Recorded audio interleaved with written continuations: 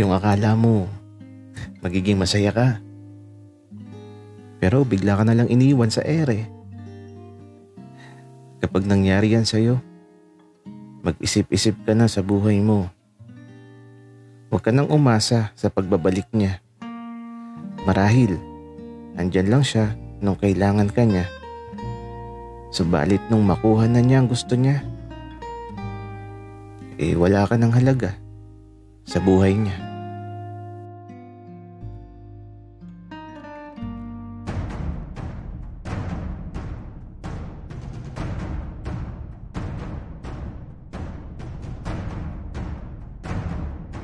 Kaibigan, huwag mong kalimutan mag-subscribe sa aming channel at huwag din kalimutan i-click ang notification bell at subscribe button. Subscribe na!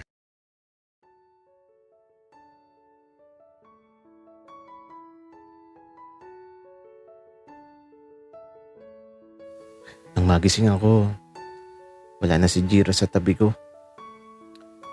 Nasaan kaya siya? Pati ang lolo niya wala din sa bahay. Kaya naman, habang naghihintay ako sa pagbabalik nila, nag-iikot lang ako sa loob ng bahay. Pinagmamasdan ng mga lumang gamit na nakikita ko na tila ba ibinabalik ako sa nakaraan. At habang humihigop ako ng kape, ilang saglit pa narinig ko na ang pagtawa ng lolo ni Jiro sa labas. Sumilip ako kaagad sa may pintuan at eto na, nakita ko na sila na masayang masaya habang pauwi dito sa bahay. Teo, gising ka na pala. Di na kita inabala kanina. Ang sarap ng tulog mo . Okay lang, Jiro. Ikaw ba? Kamusta? Mukhang masayang masaya kayo ng lolo mo . Oo. Masayang masaya kami ni lolo. Teka lang, Teo. Tutulungan ko muna si lolo na magluto ng kakainin natin. Magkape ka na lang muna dyan, Teo. Kami na ni lolo ang bahala sa lahat. Sige, Jiro. Papanoodin ko na lang kayo ng lolo mo. Kaya ito, habang nagkakape ako, nasa kusina lang din ako.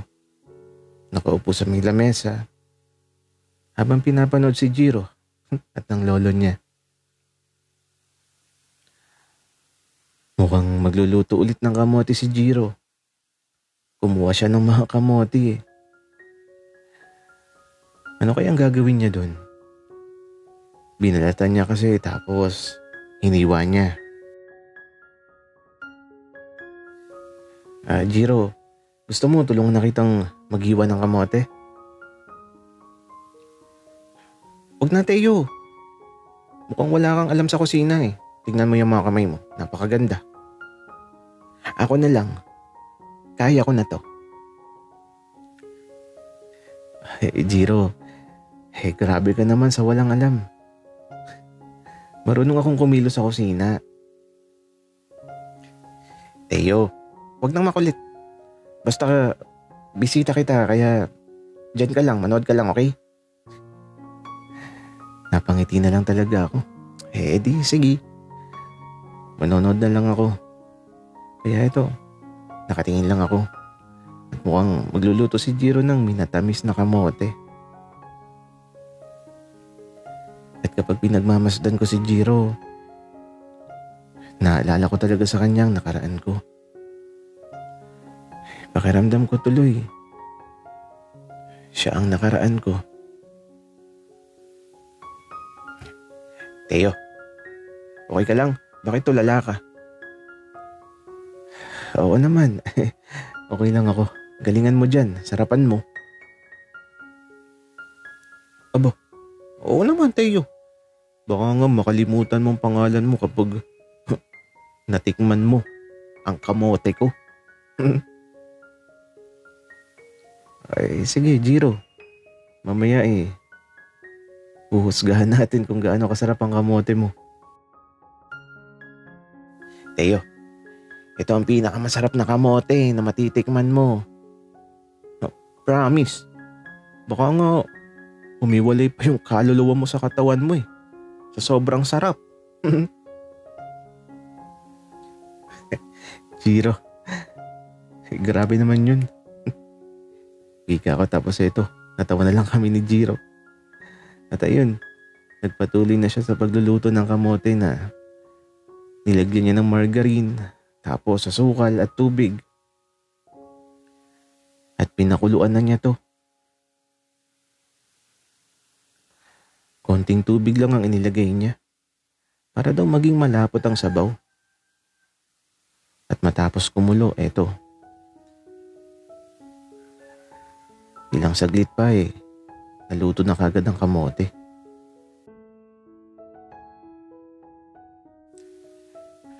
Teo, tikman mo, dali. Tapos magsabi ka ng totoo. Jiro, kalmahan mo lang, kakahango mo lang ha. Napakainit pa niyan. Sorry na, Teo. Basta, tikman mo na kapag malamig na. At saka, diyan ka muna. Tutulungan ko lang maghiwa si Lolo ng mga gulay. Pinakbitan lulutuin ng Lolo ni Jiro. Halata naman sa mga gulay na gagamitin eh. Tapos may gata ng niyog. Ang sarap nun. Promise. I-try nyo kasi. At habang pinapanood ko sila, tinikman ko na yung kamote na niluto ni Jiro sa margarine at asukal. At aba,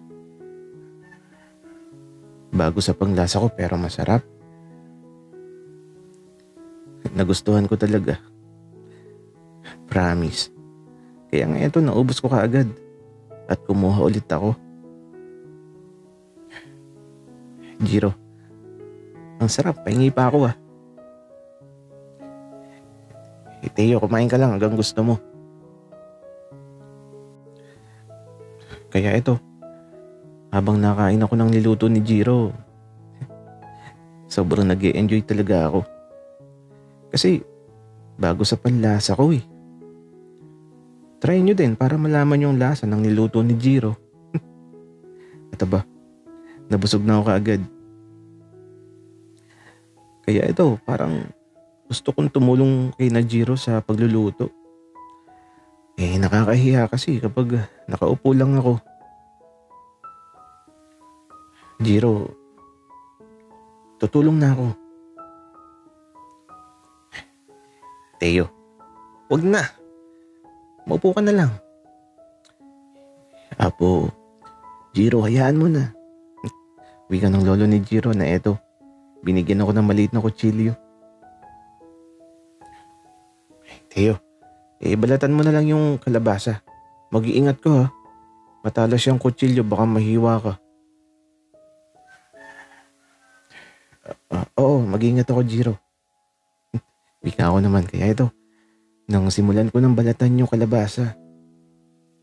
Gagi, sobrang talas ng kutsilyo.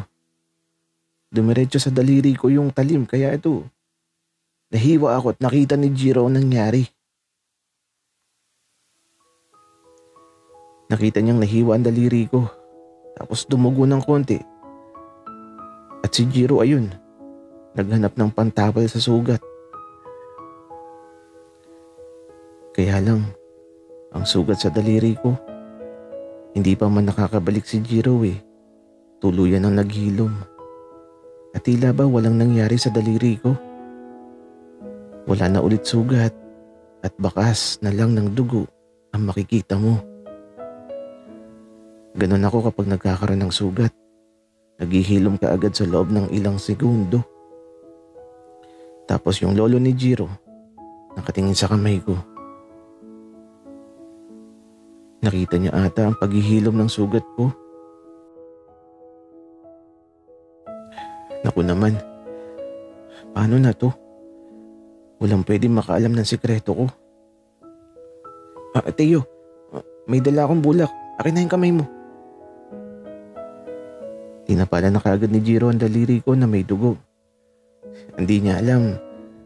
Naghilom na kaagad ang sugat dito, pero nagpanggap pa din ako na kunwari may sugat at masakit.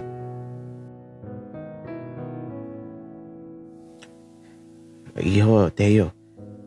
Maupo ka na lang muna, baka madagdagan pa yung sugat mo. Wika ng lolo ni Jiro. Nakatingin lang siya sa mga mata ko. Marahil, di niya nakita na naghilom bigla ang sugat ko. Malabo na siguro ang mata kaya di na din nakita. Sabi nang wag nang tumulong Ayan tuloy. Nagkasugat ka, Teo. May galit ka ba, Jiro?